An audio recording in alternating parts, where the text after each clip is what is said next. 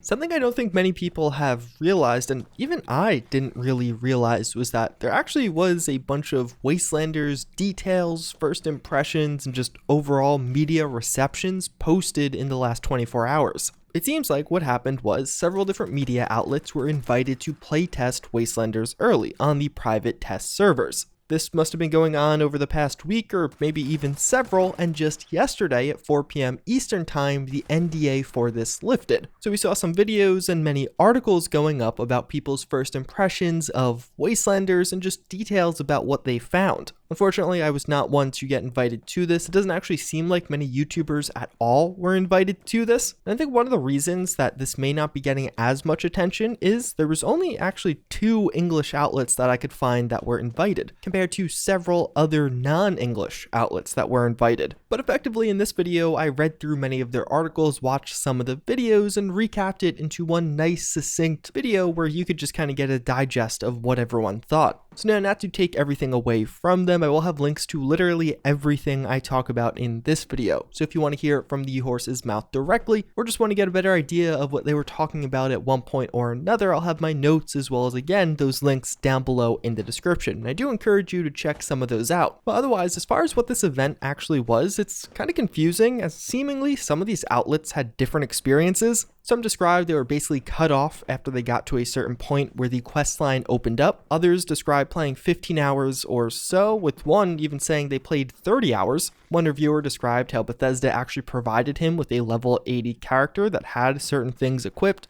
So all around, it seems like there was definitely some differences in people's experiences here, but all around, it seems like people got a sizable chunk of the story and gameplay. Definitely a lot longer and larger than the 20 minutes or so we saw at PAX East this year. Although, to go along with this, there hasn't been any new gameplay. It's not like they could record footage, it was just impressions or verbally discussing what they saw. So now for the structure of this video, first I'm going to give you a roundup of some of the overall impressions and comments we saw. Then I'll go over to some of the new details we learned about the main story, changes to the world overall, or even companions. And then at the end, I'll go over some of the more spoilery stuff, such as the main story notes or even some of the companion details. So it'll get increasingly spoilery as you stick along, but I'll give you warnings before each stage. Firstly, just as the overall impressions go, they were positive. Now granted, for many of these, it seems like they had 15 or less hours of experience, although this is summarizing 7 different first impressions, so it is a decent sample size. IGN described it as a small step in the right direction, mainly citing that the fact that vanilla Fallout 76 is still such a presence with this DLC is kind of a bummer, but just in general, it is a vast improvement for Fallout 76. Several of the outlets described having minor bugs, but overall, it seems like during their experience, and mind you, this is in the private test server, so still an early access build, there was less bugs overall than expected. So perhaps that early testing and lengthy testing by Bethesda is really paying off. One of the reviewers saying they encountered basically no major bugs and only a couple of minor silly ones in their entire 15 hours. One of the big things and points of praising was those new NPCs, just described as being pretty good and entertaining overall, but also little things, how they had a lot of attention to detail, were extremely well written. One reviewer compared the NPCs and story to the quality of New Vegas. That seemed to be a larger praise than anyone else though, so that might be the outlier, not the rule here. And also there were little notes like how some of the different English-speaking NPCs had different dialects, which really immersed you in the world much better.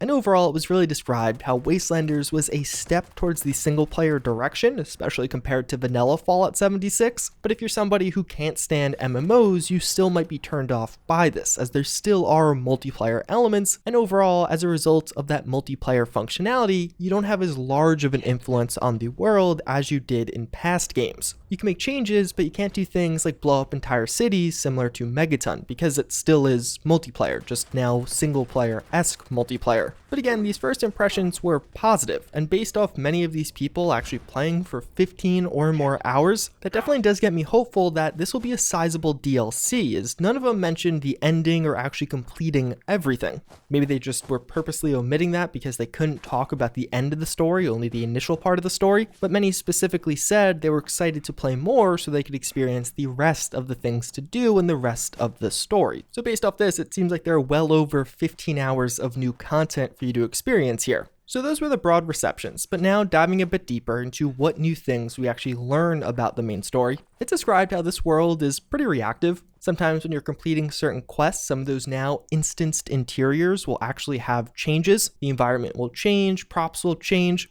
Even further, special checks are very present, and these special checks will actually have different outcomes on NPCs. So it was described as if, let's say you went for a strength special check, you intimidated someone to get to the solution. That might be the quickest route to solving that problem, but it oftentimes limited your options or gave you less rewards. If you want a more charismatic or diplomatic approach and actually talked through things, it would be longer, but it would, one, keep your options open as far as additional questing goes, or at least that was alluded to, but definitely seemed to give you better rewards if you want the more diplomatic but slower approach compared to the strength check. But overall, just like Bethesda said, it seems like skill checks are a very prominent thing throughout this entire DLC. As far as interactions with the factions, I'll explain more about what the actual goal of the initial quests are in the spoiler part of this video, but it is described how you actually can't buy supplies from some of the towns until you're trusted by a faction. And what that means is you're going to have to complete the initial quest for that faction, but then separately there is the faction reputation system, which will progress by completing faction quests, which seem to be more of a thing later on. Initially, at least, it seems like you're going to be doing the Wayward questline, which we saw some of during that PAX East gameplay,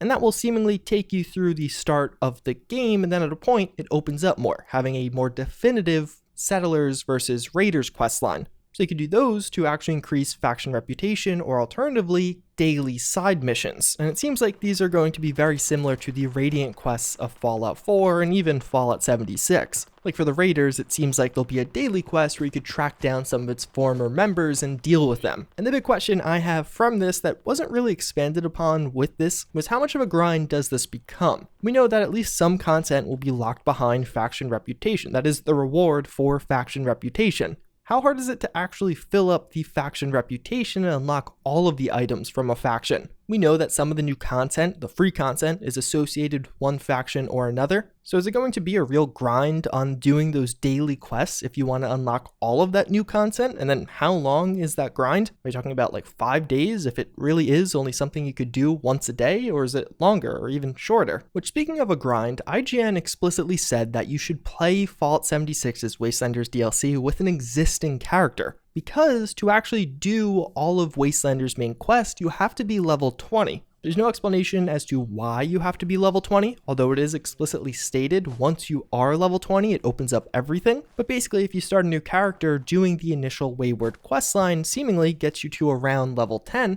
and then it's almost like the game nudges you to do the vanilla Fallout 76 questline. Those OG quests told in the passive way to get your way up to level 20, then you're able to continue the Wastelanders questline.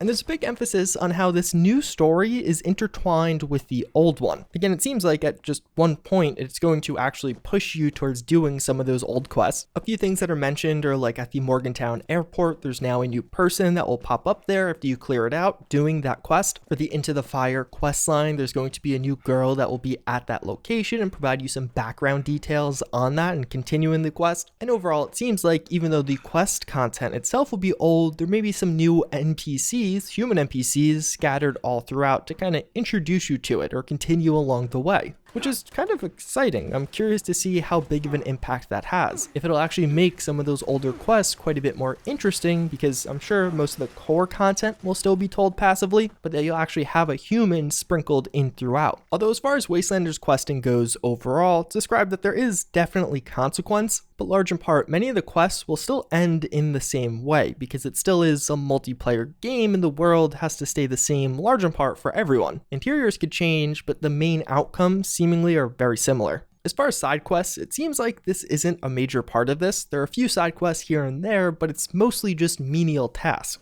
And it's not comparable to the scale we saw on New Vegas, actually described as being quite a bit worse than what we've seen in the past with New Vegas. but the world of Fallout 76 broadly is going to just now have human NPCs. Some locations that aren't super relevant to the main quest or side quest might just have a person there. It's described how sometimes these people just give you some background about Appalachia. They don't really serve a larger purpose. It's described how some areas have new bodies that are just random encounters or dead things you could find on the ground. There's also, of course, the Blood Eagles and Cult of the Mothman, although the Cult of the Mothman are described as just being an enemy faction. So it's not like that'll have a quest line or a smaller quest line you could do, but also how some of these exterior regions are still clearly multiplayer. In one interaction, it was actually described how somebody found a person at a shack. They tried to get information out of them, but what they actually needed was to find a hidden holotape first that was in his shack. After doing that, it opened up a totally new speech option, and you could get additional background. But after going away and coming back to that individual, he still had that same original speech, as if you never found that hidden holotape. I don't know if this is just a bug or glitch, but it is pretty reminiscent of what you have in vanilla Fallout 76 right now. When kind of the open or public setting, many NPCs aren't reactive to some of the changes you make to the world. It was also described, due to the way saving works, at one point one of the players accidentally killed an important quest giver with a grenade, but then just backed out to the main menu and went back into the game so it could revert it, and also how some of the NPCs will actually react to what you're wearing.